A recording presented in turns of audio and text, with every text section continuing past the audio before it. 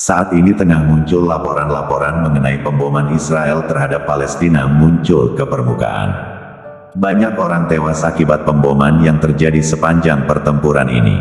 Sekitar 18.000 orang terluka dan 4.300 orang tewas. Memang benar, salah satu lokasi yang mulai lebih sering diserang Israel adalah Gaza. Banyak warganet yang bertanya-tanya apakah dunia akan kiamat jika Palestina memperoleh kemerdekaan akibat serangan ini.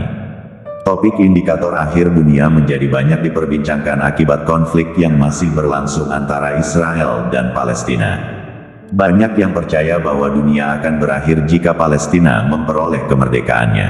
Sementara itu, Gus Bah alias Kiai Bahaudin Nur Salim punya pemikiran tersendiri terkait konflik Israel dan Palestina.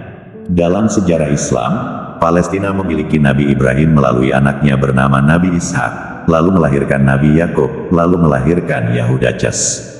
Akhirnya sampai sekarang menjadi masalah agama, selain juga menjadi masalah politik zaman perpecahan pada tahun-tahun 1964 sampai tahun 1966.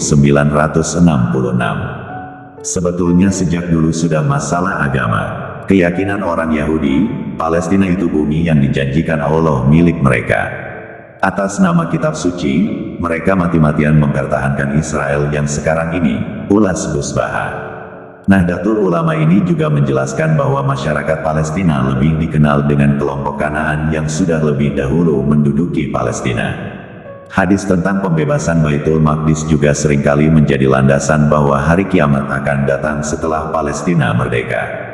Kanlah 6 tanda-tanda hari kiamat: 1. Wafatku, 2. Penaklukan Baitul Maqdis, 3. Wabah kematian, penyakit yang menyerang hewan sehingga mati mendadak, yang menyerang kalian bagaikan wabah penyakit kuas yang menyerang kambing, 4. Melimpahnya harta hingga seseorang yang diberikan kepadanya 100 dinar, ia tidak rela menerimanya, 5. Timbulnya fitnah yang tidak meninggalkan satu rumah orang Arab pun melainkan pasti memasukinya, dan 6. Terjadinya perdamaian antara kalian dengan Bani Asfar, bangsa Romawi, namun mereka melanggarnya dan mendatangi kalian dengan 80 kelompok besar pasukan. Setiap kelompok itu terdiri dari 12.000 orang. Menurut para ulama, pembebasan Baitul Maqdis sama dengan pembebasan Suriah, Palestina. Dengan demikian, deklarasi kemerdekaan Palestina menandakan berakhirnya sebuah era. Namun sekali lagi, hadis tersebut tidak merinci pembebasan seperti apa yang dimaksud.